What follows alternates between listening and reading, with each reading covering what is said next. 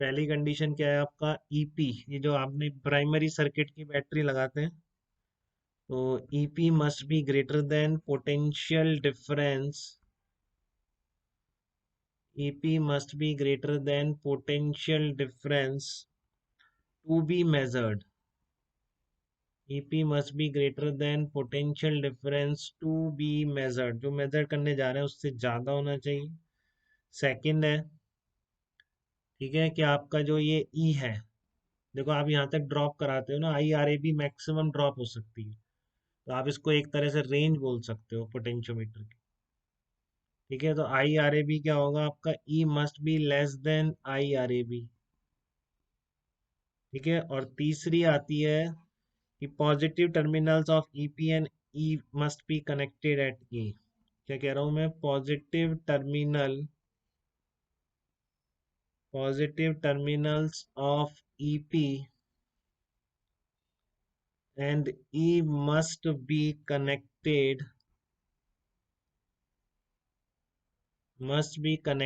To point A. ये आपके positive terminals A point पर कनेक्ट होनी चाहिए, इनमें से कोई भी कंडीशन वायलेट नहीं होनी चाहिए। तो हम एक एक करके उल्टा करके देख लेते हैं, मान लो कर दें तो फिर कुछ गलती होनी चाहिए। ठीक है ना, तो हम बोल देंगे हाँ ऐसा नहीं हो सकता। तो सबसे पहली कंडीशन में ले रहा हूँ कि EP is greater than potential difference to be measured. मान लो आपका ईपी, ऐसी बैटरी के टर्मिनल ऐसे लगे हुए हैं, बट मान लो आपका ईपी कम पड़ गया, तो मैंने नोट्स में भी लिख दिया, चलो यहाँ भी क्लियरली लिख देता हूँ। देखो आप इसका कैसे कह रहा हूँ मैं, ये आपका सर्किट है और ये इस तरह की आपका वायर है ए बी। ठीक है, और इस तरह की आपकी यहाँ पर ये बैटरी लगी हुई है, गैल्वेनोमीटर है, ये आपका बैलेंस पॉइंट जो होता है। देखो यहाँ का मैंने यहाँ पे जीरो मान लिया बेटा, यहाँ पोटेंशियल मैंने जीरो मान लिया। ठीक है, ये बैटरी ईपी की थी, और तो यहाँ पर भी क्या आ गया, ईपी आ गया। क्लियर है आपको, ये जीरो हो गया, यहाँ पर ये ईपी आ गया, तो यहाँ सब जगह ईपी रहेगा ये। और ये बैटरी मान लो ई की थी, और ये कितना आ गया, ईपी माइनस ई आ गया। ठीक है ना, ईपी माइनस ई आ गया। देखो दिक्कत तो नहीं है इस तरह से आपको लिखने में। आपको ये चेक करना है कि मैं कह रहा हूँ EP must be greater than E, नहीं तो आप पूरा जौ की मुंह कराते रहिए, कहीं बैलेंस पॉइंट नहीं मिलेगा अगर आपने ये कंडीशन वायलेट कर दी।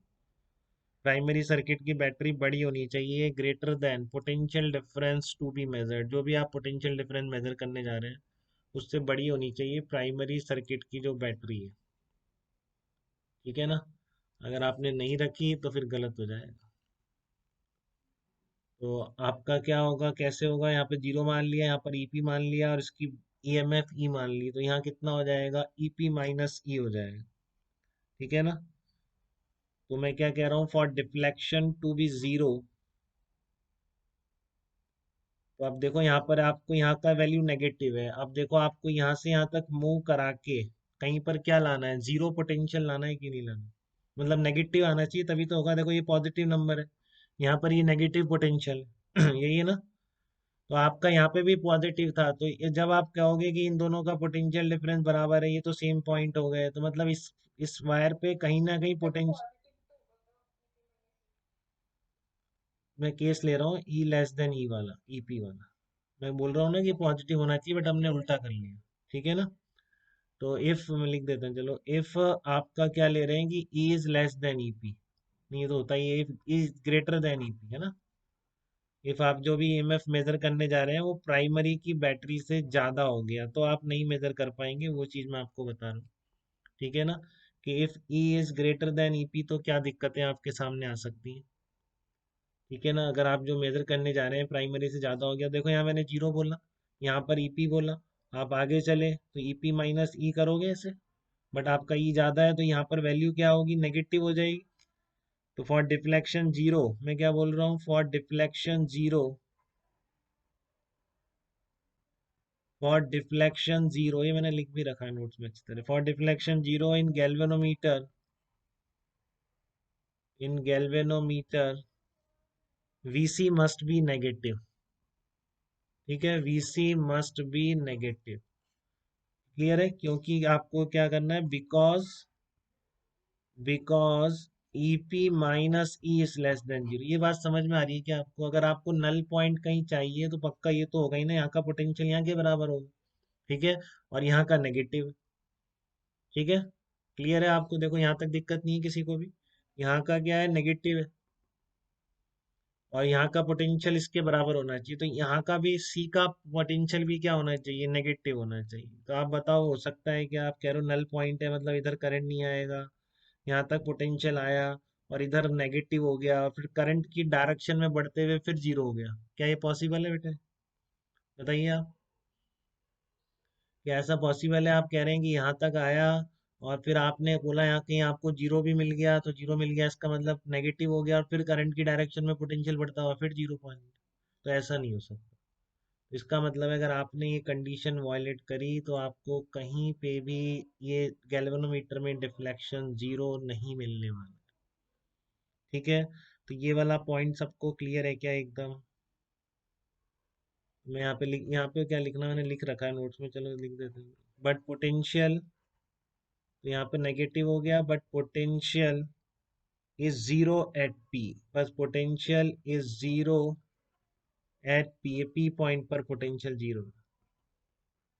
ठीक है ना? hence can never be zero on AB, hence can never be zero,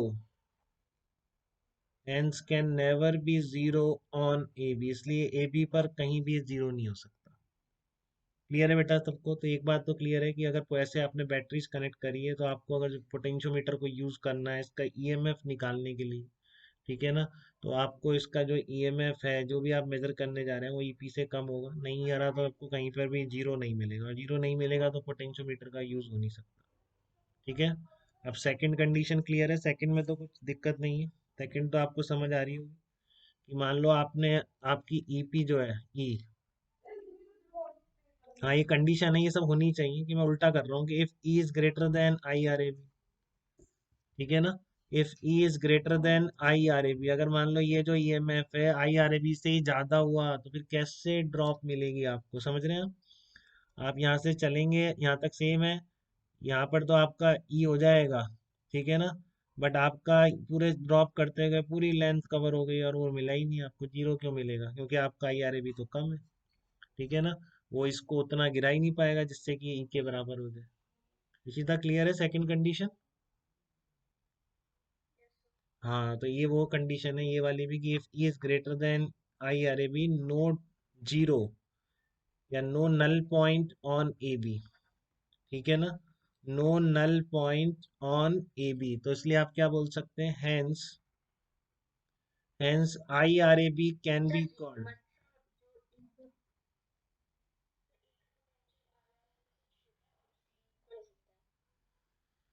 नहीं, एक सेकंड में आ रहा हूँ, पहले ये बात समझिए आपकी। Hence I R A B can be said range of potentiometer. तो कभी कोई ये पूछ ले आपसे कि रेंज क्या है, तो आई आर ए बी से ज्यादा तो कभी मेजर नहीं कर पाएगा।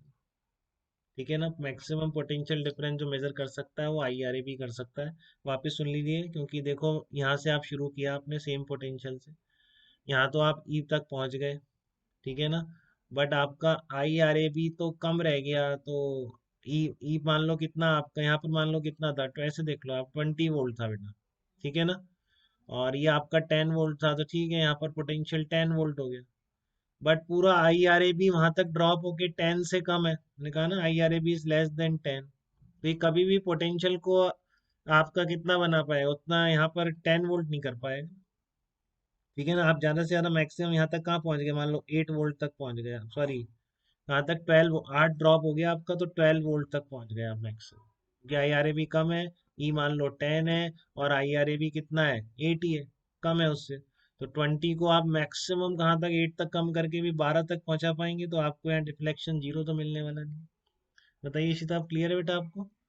मैं कह रहा हूँ अगर आई आर ए बी की वैल्यू ई से कम है, तो मान लो ई आपका कितना है, 10 है, और आई आर ए बी कितना है, 8 है, ठीक है, और यहाँ तक पोटेंशियल कितना था, 20, तो ये तो यहाँ पर 10 कर देगा, बट वो तो उतना गिरा के नहीं पहुंचा पाया, उसको मैक्सिमम कहाँ तक पहुंचा पाया, 8 अगर आई आर ए बी है तो 12 तक पहुंचा पाया, तो फिर से आपको डिफ्लेक्शन जीरो नहीं मिलेगा।